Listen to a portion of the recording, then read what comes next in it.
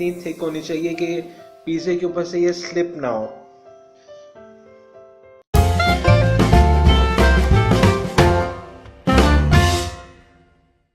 अस्सलाम वालेकुम जी, आज हम आपको बनाना सिखा रहे हैं पिज़्ज़ा सॉस। पिज़्ज़ा सॉस आपकी आम फजीता पिज़्ज़ा और दूसरे किस्म की पिज़्ज़ा के अंदर इस्तेमाल होती है। बड़े ही आसान है बनाना। बाज़ार से तो आप खरीद सकते हैं, लेकिन आप घर के अंदर बनाएं, ज़्यादा क्वांटिटी बनाएंगे, आपको सस्ती पड़ेगी और आपको बाज़ार के मुकाबले में काफ़ी बेहतर क्वालिटी आप घर के अंदर बना सकते हैं। इसके लिए हमारे सामने इंग्रेडिएंट्स पड़े हुए हैं, तो हम आपको बताते हैं क्या क्या है। ये 1 टेबलस्पून टोमेटो केचप है। आप टोमेटो पेस्ट इस्तेमाल करना चाहिए चाहते हैं तो आप फ्री हैं वो इस्तेमाल करने में, उसके अंदर कोई मसला नहीं आता। ये 1 टीस्पून चीनी है मेरे पास, ये 1 टीस्पून चीनी है और मेरे पास नमक भी मौजूद है, तो मैं इसको हस्बे जायका इस्तेमाल करूँगा कि अगर नमक की ज़रूरत पड़ी तो मैं वो डालूँगा। मेरे पास वाइट पेपर है, ये भी जायके के तौर पे इस्तेमाल करूँगा, लेकिन ऑरिगेनो इसके लिए ज़रूरी है। ये ये देखें, ऑरिगेनो का मेरे पास बोतल पड़ी हुई है। ये अच्छे वाले ब्रांड की ऑरिगेनो है, तो ये ज़्यादा बेहतर अच्छी क्वालिटी आपको देगी। ऑरिगेनो से फ्लेवर आएगा। आप रोज़मेरी भी इस्तेमाल करना चाहते हैं, वो भी एक हर्ब है, तो आप वो भी इस्तेमाल कर सकते हैं, उससे टेस्ट और फ्लेवर दोनों अच्छे आते हैं। और ये मेरे पास यहाँ पे पड़े हुए अदरक और लहसुन का पेस्ट, तो ये हम इस्तेमाल करेंगे 1.5 टीस्पून। ये इसके अंदर ज़रा एक फ्लेवर लेकर आता है, ज़रा स्ट्रॉन्ग फ्लेवर जो पिज़्ज़ा के अंदर आपको खाने में अक्सर मिलता है। तो ये चीज़ें मौजूद हैं। अब हम आपको दिखाते हैं कि इनको बनाना किस तरह। तो अब हम चूल्हे की तरफ आपको लेकर चलते हैं। हाँ जी, अब हम आ गए हैं इसको पकाने की तरफ। तो मैंने ये पैन लिया उसके अंदर और मैंने डाला है 1 टेबलस्पून ऑयल डाला है। आप ऑलिव ऑयल इस्तेमाल करना चाहते हैं आप इस्तेमाल कर सकते हैं, कोई सा भी तेल इस्तेमाल करें, आपकी मर्ज़ी है, या मक्खन इस्तेमाल कर लें।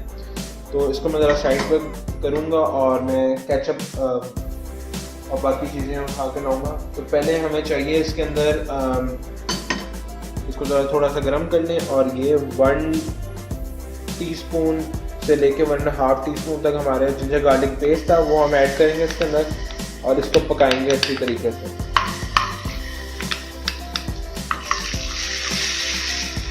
इसके साथ ही हम इसके अंदर दूसरी चीज़ें डालेंगे, जिसमें ऑरिगेनो है और वाइट पेपर है हमारा।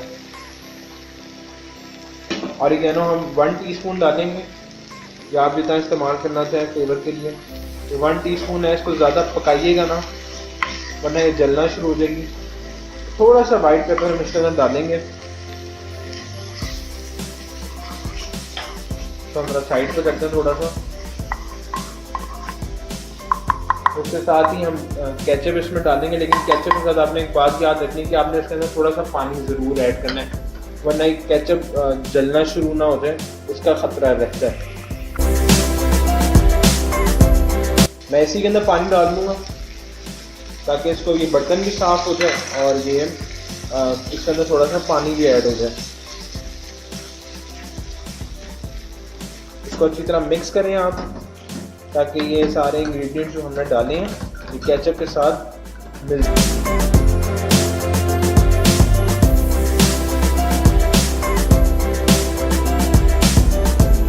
हमने थोड़ा सा पानी ऐड किया।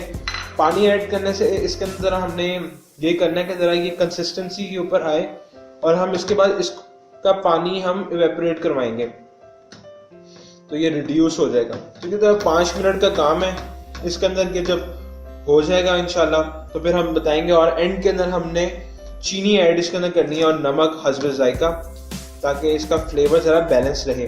तो ये ज़रा इसके बाद इंशाल्लाह फिर हम आपको दिखाते हैं कि इसका क्या करना है। अभी ये चूल्हे के ऊपर है, ये हल्का सा चूल्हा हमने चलाया हुआ है। अभी इसको हम करते हैं आराम से।